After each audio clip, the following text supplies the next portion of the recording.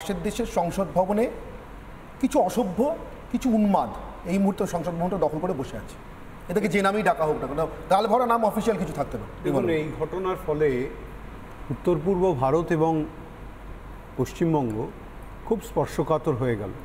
তার কারণ হচ্ছে ওইখান থেকে এবার যে ইনফ্লাক্সটা হবে, মানে ভেতরে চলে আসার যে ইম্পোর্টটা হবে, এতদিন তো এক্সপোর্ট হচ্ছিল টেরার, সেই টেরার এক্সপোর্টটা বেড়ে যাবে।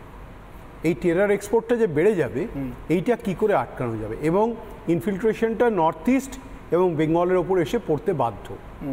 আপনি তর্ক করতে পারেন, ঝগড়া করতে পারেন, কিন্তু ফ্যাক্টটাকে আপনাকে মেনে নিতে হবে। কারণ এই দুটো করিডোর দিয়েই ওই টেরারটা এক্সপোর্টেড হবে।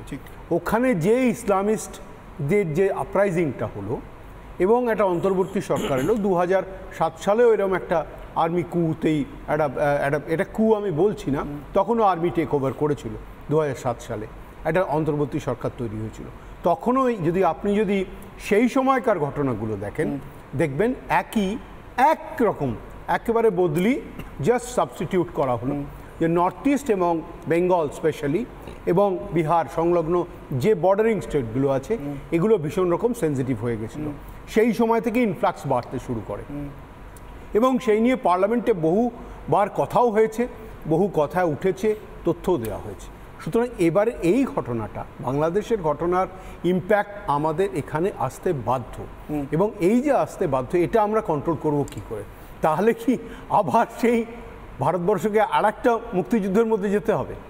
ইজ ইট মানে এটা একটা খুব বড় কথা, যে আবার মানে নরেন্দ্র মোদীকে তাহলে আবার ইন্দিরা গান্ধীর রোলটা নতুন করে প্লে করতে হবে, যে একটা আবার মুক্তিযুদ্ধ, আবার একটা মুক্তির জায়গায় বাংলাদেশকে নিয়ে যাওয়ার জন্য। দেখুন, এখনো পর্যন্ত বাংলাদেশের সেনাপ্রধান জেনারেল ওয়াকারুজ্জামানের যা বক্তব্য এখনো পর্যন্ত এসছে, এটা সেনা অভ্যুত্থান নয়। সেনা অভ্যুত্থানে সাধারণত সেনা দাবি করে আমরা সরকারকে গ্রহণ করে সরকার টেক ওভার করে নিলাম।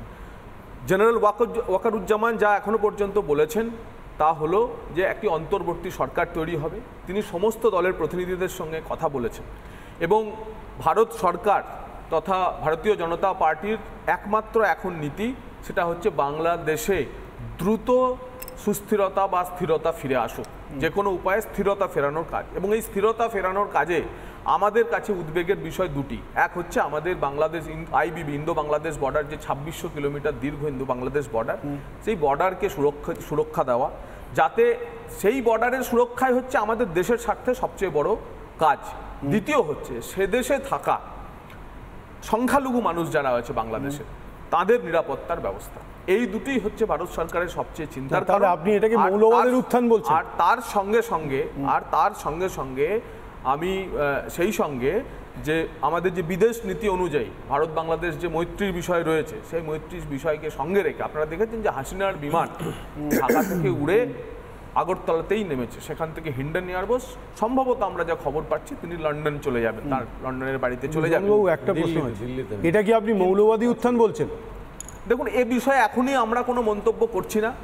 বাংলাদেশ আর্মি যার নেতৃত্বে, যিনি প্রধানমন্ত্রীর পদত্যাগের কথা ঘোষণা করেছেন, জেনারেল জাওয়ানকে হাসিনার ঘনিষ্ঠ বলেই এখনো পর্যন্ত বাংলাদেশের রাজনীতিক জুন মাসে টেক ওভার করেছে, কূটনৈতিক মহলে সবাই জানে উনি প্রিন্সিপাল স্টাফ অফিসার ছিলেন শেখ হাসিনা, এবং জুন মাসে এইরকম একটি পরিস্থিতিতে দাঁড়িয়ে আমি যিনি ওখানের কর্তৃপক্ষ তার বক্তব্য ধরেই আমরা যেতে চাই। এবং ভারত সরকার এখন শুধুমাত্র বাংলাদেশের দ্রুত স্টেবিলিটি ফিরে আসুক, স্থিরতা ফিরে আসুক, এইটার ব্যাপারেই তার সমস্ত নিরাপত্তা এজেন্সি নিয়ে কাজ করে চলেছে। সম্ভবত বাংলাদেশের সেনাবাহিনী ওখানকার সরকার টেক ওভার করবে না, তার একটা কারণ হতে পারে তাদের বিভিন্ন কারণে ইউনাইটেড নেশনসের উপরে নির্ভরতা আছে, এবং তারা টেক ওভার করলে ইউনাইটেড নেশনস তাদেরকে ডিজোন করলে তাদের এই পারিশ্রমিক ইত্যাদি পাওয়াটা বন্ধ হয়ে যেতে পারে। হ্যাঁ, এক্স্যাক্টলি।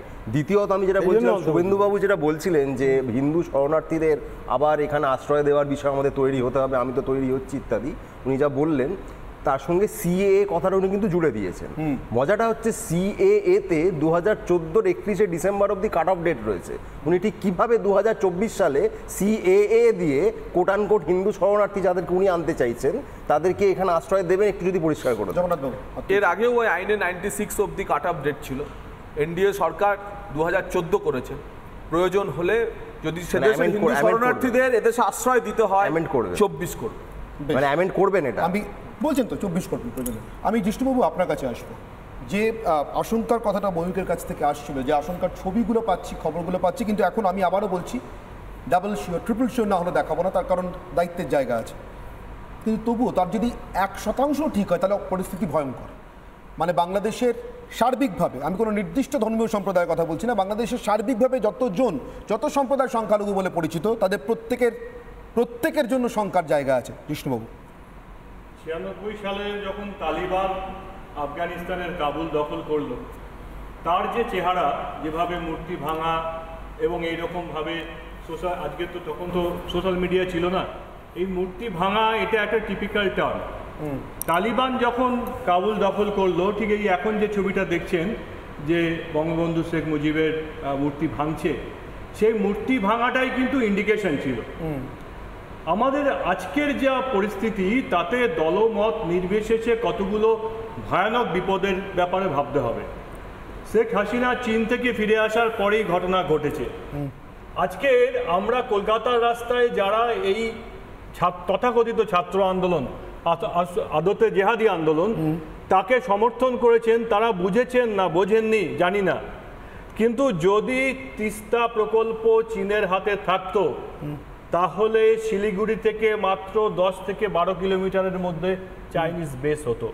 শেখ হাসিনা ওখানে গিয়ে বলে এসেছেন যে তিস্তা প্রকল্পের চীনের যে নকশা, সেই নকশা বাতিল।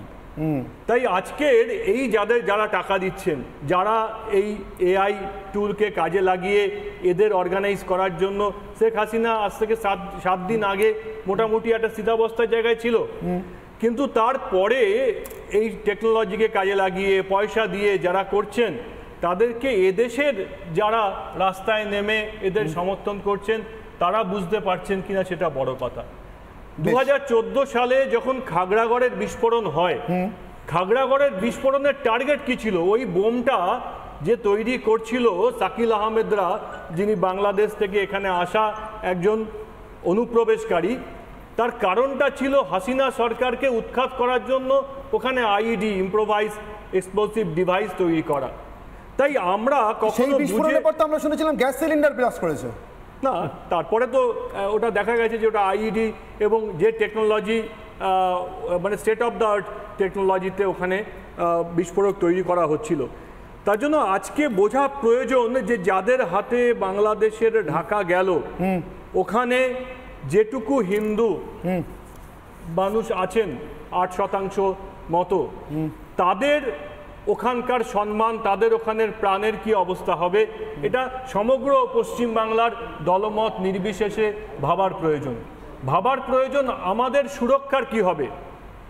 ইম্প্রোভাইজ এক্সপ্লোসিভ ডিভাইস খাগড়াগড়ে তৈরি হচ্ছিল বাংলাদেশে ব্যবহার করার জন্য।